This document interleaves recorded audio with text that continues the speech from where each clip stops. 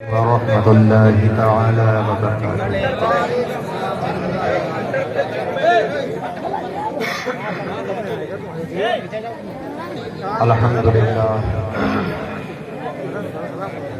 الحمد لله رب العالمين، والعاقبة للمتقين، والصلاة والسلام على من كان نبيا وآدم بين الماء والطين، وعلى آله وصحابه أجمعين. أما بعد، فأعوذ بالله من الشيطان الرجيم. بسم الله الرحمن الرحيم. قل إن كنتم تحبون الله فاتبعوني يحببكم الله. آمنت بالله صدق الله العظيم وصدق رسوله النبي الكريم، ونحن على ذلك لمن الشاهدين والشاكرين، والحمد لله رب العالمين.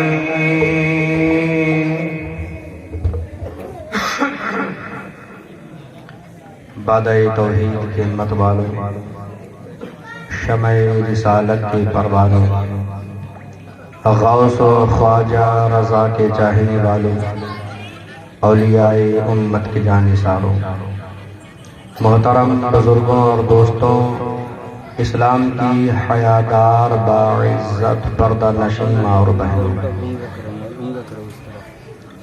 آئیے آغاز گفتگو سے پہلے اپنے اور پوری کائنات کے مرکز عقیدت مصطفیٰ جان رحمت، شمع بزم ہدایت، نوشہ بزم جنت، شب اسرا کے دولہا، آمنہ کے لال، پپہا کے چاند، جگر گوش عبداللہ، جناب محمد رسول اللہ صلی اللہ تعالی علیہ وآلہ وسلم کی مقدس معطر معظم بارگاہ میں آگے سے لے کر پیچھے تک، دائیں سے لے کر بائیں تک سبھی حضرات ملی جلی آواز میں بآواز بلند پڑھ لیں درود پاک.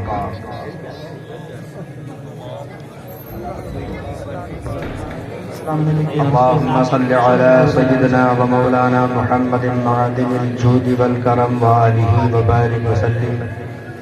الصلاة والسلام عليك يا رسول الله. حصول برکت کے لیے نبی و آل نبی کی بارگاہ میں ایک بار اور جی لگا کر درود پاک پڑھیں. اللهم صل على سيدنا ومولانا محمد معدن الجود والكرم وآله وبارك وسلم. الصلاة والسلام عليك يا رسول الله.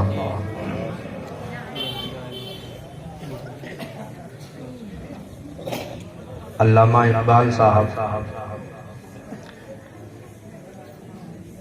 فرماتے ہیں کہ محمد سے وفا تو نے تو ہم تیرے ہیں، کہ محمد سے وفا تو نے تو ہم تیرے ہیں، جہاں چیز کیا لوح و قلم تیرے ہیں. اور محمد کی محبت دین حق کی شرط اول ہے، محمد کی محبت دین حق کی شرط اول ہے، اسی میں ہو اگر خالی تو سب کچھ نامکمل ہے.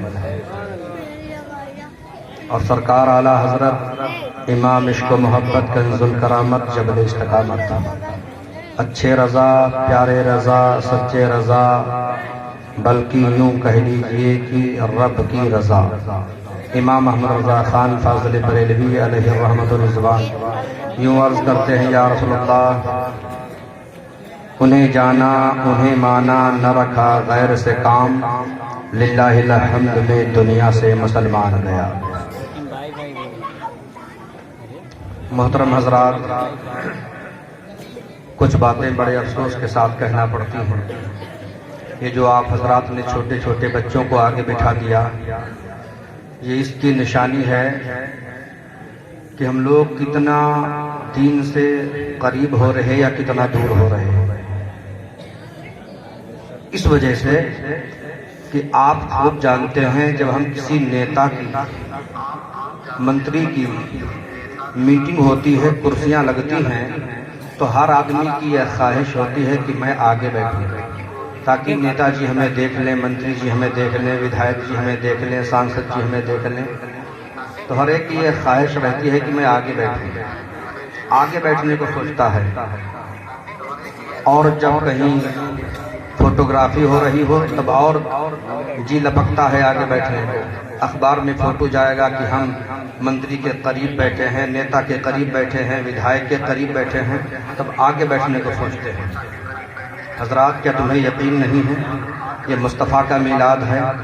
اگر ہم بھی تھوڑا آگے بیٹھ جائیں گے، بچوں کو پیچھے کر دیں گے، تو یہ جو شور شرابہ بچے کرتے رہتے ہیں اس سے محفل بچی رہے گی، اور بیان کرنے والا صحیح طریقے سے، جس کا ذہن بھی منتشر نہیں ہوگا، قاعدے سے جو باتیں بتائے گا وہ ہماری ذہنوں میں آئیں گی، اتریں گی، سمجھ میں آئے گا، تو ہو سکتا ہے اللہ تعالی ہمیں اور آپ کو ہدایت دے دے۔ تو مصطفیٰ کی میلاد میں جوان اور بوڑھے پیچھے بیٹھیں گے، بچوں کو آگے بٹھائیں گے، اور نیتا کی محفل میں جوان بوڑھے آگے بیٹھنے کی کوشش کریں گے، بچوں کو بھگائیں گے۔ کیا ماحول ہے ہم لوگوں کا جی۔ یہ آپ جس محفل میں تشریف لائے ہیں کسی دنیا دار کی نہیں، احمد مختار کی۔ آپ اس میں جس انداز میں چاہیں بیٹھ لیں، لیکن یہ یاد رکھیں یہ وہ مقدس محفل ہے جس میں فرشتے بھی بڑے ادب کے ساتھ آتے ہیں۔ اور حقیقت تو یہ ہے ہمارے اسلاف نے ان محفلوں کا کیسا ادب کیا، سن لیں۔ آگے آئے جاؤ، بچے پیچھے چلے جائیں، پیچھے چلے جاؤ، پیچھے بڑھ جاؤ۔ اس لیے آپ میری سنیں، اب آپ کسی کی نہ سنیں۔ یہ محفل میلاد پاک ہمارے اسلاف نے اس کا کیسا احترام کیا ہے۔ مصر کے ایک بزرگ ہیں شیخ حسن المنا، مصر کے بہت بڑے شیخ ہیں۔ آپ حضرات کی توجہ ہے کہاں؟ یہ محفل کے آداب کے خلاف بھی۔ اچھا، آپ لوگوں نے کبھی محفل میں بیٹھنے کے آداب کیوں سیکھے؟ پڑھے؟ یہی وجہ ہے، جیسے چاہتے ویسے ہم لوگ بیٹھتے ہیں، اور جو چاہتا جی میں جدھر دیکھنا، جو بات کرنا، سب کچھ کر لیتے ہیں۔ محفل ہم نے سمجھی کہاں؟ محفل کے آدابوں میں سے ایک ادب ہے کہ جب بیٹھیں تو اپنی مکمل پوری توجہ اس طرف رکھیں جو ہمیں کچھ بتا رہا ہے، اپنی توجہ کو ادھر ادھر نہ بھگائیں۔ تو میں جو عرض کر رہا تھا سماعت کر لیں کہ ہمارے اسلاف نے ان محفلوں کا کیسا احترام کیا، ہم آج کیا احترام کرتے ہیں۔ مصر کے ایک بزرگ ہیں حضرت شیخ حسن المنا، وہ ہر سال حضور کی ولادت پر 12 ربیع الاول کو اپنے گھر میں بڑے بڑے مصر کے علماء اور مشائخ کو بلا کر رات بھر مصطفیٰ کا میلاد کرتے ہیں۔ ان کے میلاد کا طریقہ یہ تھا کہ عشاء کی نماز سبھی لوگ باجماعت پڑھ کے کھانے وغیرہ سے فارغ ہو کے محفل میلاد پاک میں بیٹھ جاتے، اور فجر کی اذان تک میلاد کا پروگرام چلتا۔ بڑے بڑے علماء اور مشائخ آتے، سب کو الگ الگ موضوع دیا جاتا، کوئی مصطفیٰ کی سیرت پر بولے گا، کوئی مصطفیٰ کی سنتوں پر بولے گا، کوئی فقہی مسائل پر بولے گا، کوئی مصطفیٰ کے علم پر بولے گا، سب کو الگ الگ موضوع دیے جاتے، اور پھر درمیان میں نماز تہجد کا بھی موقع دیا جاتا، تہجد پڑھتے، پھر حلقہ ذکر ہوتا، پھر پروگرام شروع ہوتا۔ جب فجر کی اذان ہوتی تو سارے لوگ محفل سے اٹھ کر کے نماز کے لیے چلے جاتے، نماز سے جب فارغ ہوتے تو میلاد کا بھی سلام اور فجر کے بعد کا سلام ایک ساتھ مل کر کے ایک ہی سلام پڑھتے، اس کے بعد دعا ہوتی، سب لوگ گھر جاتے۔ یہ طریقہ تھا شیخ حسن المنا مصری بزرگ کا، ہر سال 12 ربیع الاول کے موقع پر اپنے گھر پہ میلاد کرتے۔ ایک ایسا بھی سال آیا کہ حضرت سید شیخ حسن المنا نے اپنے گھر پر حضور کا میلاد منعقد کیا۔ مصر کے بڑے بڑے علماء اور مشائخ تشریف لائے، عشاء کی نماز ہوئی، کھانے سے لوگ فارغ ہوئے، پروگرام کا اہتمام ہو گیا، آغاز ہو گیا، شروع ہو گیا، رات بھر پروگرام چلتا رہا، جیسا جو طریقہ میں بتا گیا اسی طریقے پر چلتا رہا۔ فجر کی اذان ہوئی، نماز فجر پڑھی، سلام ہوا، دعا ہوئی۔ دعا کے بعد حضرت شیخ حسن المنا लोगों की तरफ मुखातब होकर के कहने लगे, लोगों थोड़ी देर और ठहरो, मेरी जवान बेटी का इंतकाल हो गया है, नमाज जनाजा पढ़ लो, उसके लिए दुआएं खैर कर लो, फिर जाओ। सारे लोग ठहर गए, इसलिए कि जिन्होंने इतना बड़ा एहतमाम किया, जिन्होंने बड़े बड़े उलमा और मशाइख को बुलाया, उनकी बेटी का इंतकाल हो गया। तो लोगों ने पूछा, हजरत ये अचानक अभी फजर के वक्त में, सुबह के वक्त में अचानक इंतकाल हो गया, बीमार थी, क्या था? तो सुने, हजरत शेख हसनुल मन्ना फरमाते हैं, नहीं, मेरी बेटी का इंतकाल अभी नहीं हुआ है, मेरी बेटी का इंतकाल शाम को ही हो गया था। उधर मुस्तफा का मिलाद शुरू हुआ, अचानक उसकी तबीयत गड़बड़ हुई और थोड़ी ही देर में उसका इंतकाल हो गया। यानी प्रोग्राम की शुरुआत हुई थी कि बेटी का इंतकाल हो गया, प्रोग्राम रात भर चलना था। लोगों ने कहा, हुजूर उस वक्त इंतकाल हुआ था, ऐलान आप अब कर रहे हैं? तो सुने, हजरत शेख हसनुल मन्ना कहते हैं कि मैंने अपने घर की तमाम औरतों को ये हिदायत की, कोई भी औरत चीख चिल्ला नहीं सकती है, रोना पीटना नहीं कर सकती है। मिट्टी पर जनाजे पर चादर डाल दिया गया, जनाजे को कोठरी में रख दिया गया, और ये भी कहा गया, कोई खातून किसी खातून को इसके मरने की खबर भी नहीं देगी, और ना मैं किसी से बताऊंगा, ना मेरे घर का कोई फर्द किसी को खबर देगा। क्यों? इसलिए कि अगर मैं बेटी के इंतकाल की खबर लोगों को दे दूं तो मुस्तफा का मिलाद बंद हो जाएगा, मुस्तफा का मिलाद बंद हो जाएगा, इसमें इंतशार हो जाएगा, लोग चले जाएंगे कि साहिब खाना जिन्होंने मिलाद का एहतमाम किया उन्हीं की बेटी का इंतकाल हो गया, हम मिलाद कैसे पढ़ें? सारे लोग चले जाएंगे, जिक्र रुक जाएगा, मुस्तफा की मिलाद हो नहीं पाएगी, उलमा मशाइख तशरीफ ले जाएंगे। तो मुस्तफा की मिलाद की अदब की वजह से, ताकि जिक्र मुस्तफा न रुकने पाए, मिलाद मुस्तफा न रुकने पाए, इस अदब की बुनियाद पर बेटी के मरने की खबर मैंने लोगों को नहीं पहुंचाई। लोगों ने कहा, वाकई शेख हसनुल मन्ना, वाकई में आपने हद कर दी, और वाकई में आपने जाहिर कर दिया कि मुस्तफा से सच्चा इश्क आप करते हैं। बेटी का जनाजा घर में रखा हुआ है, शेख हसनुल मन्ना के घर में मिलादे मुस्तफा हो रहा है, घर में बेटी का इंतकाल हो चुका, जनाजा रखा है, कोठरी में चादर पड़ी है, शेख हसनुल मन्ना के घर मिलादे मुस्तफा हो रही है। आज हमारे घर में मिलाद हो रही हो, अगर किसी की तबीयत ही खराब हो जाए, सारा मामला इधर का उधर हो जाता है, लोग दौड़ने धूपने लगते हैं, क्या करना चाहिए क्या नहीं करना चाहिए। खुदा ना खास्ता किसी का इंतकाल हो जाए तो फिर सारा मामला दरहम बरहम ही हो जाता है। लेकिन ये शेख हसनुल मन्ना मिस्री बुजुर्ग हैं, बेटी का इंतकाल हो गया, लेकिन मुस्तफा की मिलाद को बंद नहीं होने दिया, रात भर मुस्तफा की मिलाद होते रही, जिक्र मुस्तफा होता रहा। 12 रबीउल अव्वल की खुशी जिस अंदाज में हमेशा मनाते थे, उसी अंदाज में मनाते रहे। इससे पता ये चलता है हमारे असलाफ ने कैसा एहतराम किया है मिलाद मुस्तफा का। सुभान अल्लाह, सुभान अल्लाह। आज हम मुस्तफा की मिलाद का क्या एहतराम करते हैं? बैठे होते एक दूसरे के कानों में सरगोशियां भी करते रहते, इससे भी बाज नहीं आते हैं, इधर उधर देखने से भी बाज नहीं आते हैं। बस थोड़ी देर बैठे, अगर मजा आया तो रुकेंगे, मजा नहीं आया तो चले जाएंगे। लोगों, ये मिलादें मजा के लिए नहीं होती हैं, ये मिलादें मजा के लिए नहीं होती हैं। हकीकी मिलाद का तो मतलब ये होता है कि हम यहाँ आए और हमारा खतीब, हमारा मुकर्रिर हमें जो दीन की बात, दीन का मसला, जो दीन सिखाए, हम उसको सीखें, मजा आए चाहे ना आए। मजा से क्या होता है? लेकिन आवाम हमारी आज मजे में मस्त है। अगर मजा आएगा तो आवाम ठहरेगी, मजा आएगा तो लोग रुकेंगे, मजा नहीं आएगा तो चले जाएंगे। कुछ का हाल तो ये होता है कि आए, इधर देखा उधर देखा,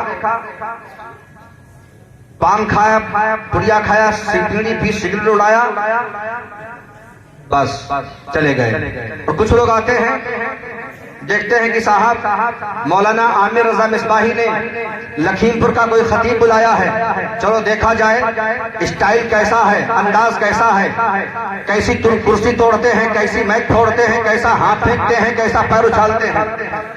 آئے ہیں لوگ، کچھ لوگ تو یہ دیکھنے کے لیے، لیکن حضرات سرکار کا فرمان ہے، آقا علیہ السلام ارشاد فرماتے ہیں نیت المومن خیر من عملی، مومن کی نیت اس کے عمل سے بہتر ہے۔ اگر نیت یہ لے کر کے آئے ہیں میلاد کو جا رہا ہوں، مصطفیٰ کے جلسے کو جا رہا ہوں، میلاد مصطفیٰ میں جا رہا ہوں، اچھا لگے نہ لگے، مزہ آئے نہ آئے، میں دین سیکھنے جا رہا ہوں، میں دین سمجھنے جا رہا ہوں، مصطفیٰ نے جو ہمیں قانون دیا ہے اسے حاصل کرنے جا رہا ہوں، مصطفیٰ نے ہمیں جو جینے کا، چلنے کا، اٹھنے بیٹھنے کا، لیٹنے سونے کا، کھانے پینے کا، آپس میں باتیں کرنے کا جو ہمیں طریقہ اور سلیقہ بتایا ہے، اسے سیکھنے کے لیے، اسے سمجھنے کے لیے جا رہا ہوں۔ قرآن ہماری رہنمائی کرنے کے لیے ہے، کیا رہنمائی فرماتا ہے؟ علماء سے سیکھنے کے لیے جا رہا ہوں، ہم دنیا میں زندگی کیسے گزاریں، ہماری زندگی کا مقصد کیا ہے، یہ ساری باتیں جاننے کے لیے جا رہا ہوں۔ یہ دل میں ارادہ لے کر کے آئیں گے، یہ نیت لے کر کے آئیں گے تو قسم خدا کی تم کو بھی وہی ثواب ملے گا جو ایک ثواب اللہ تعالیٰ طالب علم کو عطا فرماتا ہے۔ نعرے تکبیر، نعرے رسالت، مسلک اعلیٰ حضرت، مسلک اعلیٰ حضرت، نعرے تکبیر، نعرے رسالت۔ بہت خوب۔ لیکن حضرات آج دین سمجھنا کون چاہتا ہے؟ آج دین جاننا کون چاہتا ہے؟ آج ہم دنیا دار لوگ، دنیا پرست لوگ، دنیا میں مست لوگ، دلوں میں دنیا بھری ہوئی ہے، دلوں کے اندر سختیاں آ گئی ہیں۔ اللہ کے حبیب صلی اللہ تعالی علیہ وآلہ وسلم نے ارشاد فرمایا، اس حدیث پاک کے راوی حضرت مولا علی کرم اللہ وجہہ الکریم ہے۔ حضرت علی فرماتے ہیں کہ اللہ کے حبیب نے فرمایا بدبختی کی 4 علامتیں، جس کا وقت برا آ گیا، جو بدبختی میں مبتلا ہو گیا، حضرت علی فرماتے ہیں اس کی 4 علامتیں ہیں۔ یہ 4 باتیں جس میں پائی جائیں سمجھو کہ وہ بدبخت ہے، اس کا وقت برا ہو چکا ہے، اب وہ اچھائی کی طرف نہیں آ پائے گا، نیکیوں کی طرف نہیں بڑھ پائے گا۔ تو وہ 4 لوگ کون ہیں؟ کس آدمی میں 4 باتیں پائی جائیں تو بدبختی کی علامت اس میں پائی جاتی ہے؟ نمبر 1، حضرت علی رضی اللہ تعالیٰ عنہ فرماتے ہیں آنکھوں سے آنسوؤں کا بند ہونا، یہ بدبختی کی علامت ہے۔ آنکھوں سے آنسوؤں کا بند ہونا یہ بدبختی کی علامت ہے۔ ہم روتے ہیں آج، ہاں روتے ہیں، کب؟ اپنے دنیاوی نقصان پر، اپنے گھاٹے پر، بزنس میں گھاٹا ہو گیا، تجارت میں گھاٹا ہو گیا، کسانی کھیتی میں گھاٹا ہو گیا، صاحب روتے ہیں۔ کیا بتاؤں، بڑا نقصان ہو گیا، بڑا گھاٹا ہو گیا۔ کوئی دوست کسی دوست کو دھوکہ دے دے تب روتے ہیں، بیوی شوہر سے جھگڑ جائے تب روتے ہیں، بچے باپ سے اکڑ جائیں تب روتے ہیں، کسی کی موت، عزیز کی موت ہو جائے تب روتے ہیں۔ لیکن یہ رونا نہیں ہے۔ حضرت علی فرماتے ہیں جب آنکھوں سے آنسو بند ہو جائیں تو یہ بدبختی کی پہلی علامت ہے۔ ہمیں کب رونا چاہیے؟